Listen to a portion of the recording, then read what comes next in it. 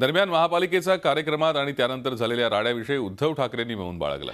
भाजप नगरसेवक मकरंद नार्वेकरांना झालेली धक्काबुक्की आणि घोषणायुद्ध याविषयी पत्रकार परिषदेत झी24 तासने विचारलेल्या प्रश्नावर उद्धव ठाकरेंनी बोलण्यास नकार दिला।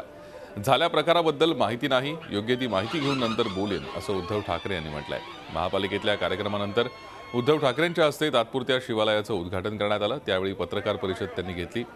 महापालिकेतल्या राड्याला बगल देऊन उद्धव ठाकरेंनी यावेळी उत्सवांवर आलेल्या निर्बंधावर भाष्य करणं पसंत केलं। गणेशोत्सवावर सायलेंट झोनचे नियम लादण्यात आले तर शिवसेना त्याचा तीव्र विरोध करेल असा इशारा यावेळी उद्धव ठाकरेंनी दिला।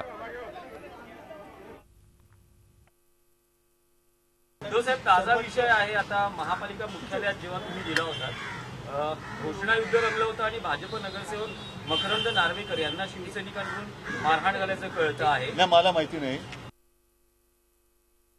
विशेषतः मी गणपती उत्सवाबद्दल जे बोलतोय की दरवेळेला गणपती उत्सव आल्यानंतर बरं दर वर्षात ना उत्सव येतो, इतर सुद्धा कोर्टाचे आदेश आहेत ना, मग मशिदीच्या भोंग्यांचं काय, त्याच्याबद्दल कोणी काय आवाज काढत नाही।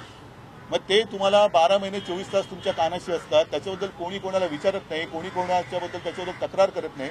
पण हे जर का उत्सव वर्षातून एकदा येणार असतील तर मला असं वाटतं शिवसेना पुढाकार घ्यायला तयार आहे। उत्सव मंडळ तर आमच्यासोबत आहेतच, ठीक आहे, आपण काहीतरी मदत करू, पण अचानक तुम्ही काहीतरी तिकडे बांधता आणि त्याला सायलेंट झोन जाहीर करता आणि मग गणपती उत्सवावरती बंधनं घालता, हे चुकीचं आहे। झी 24 तास रहा एक पाऊल पुढे।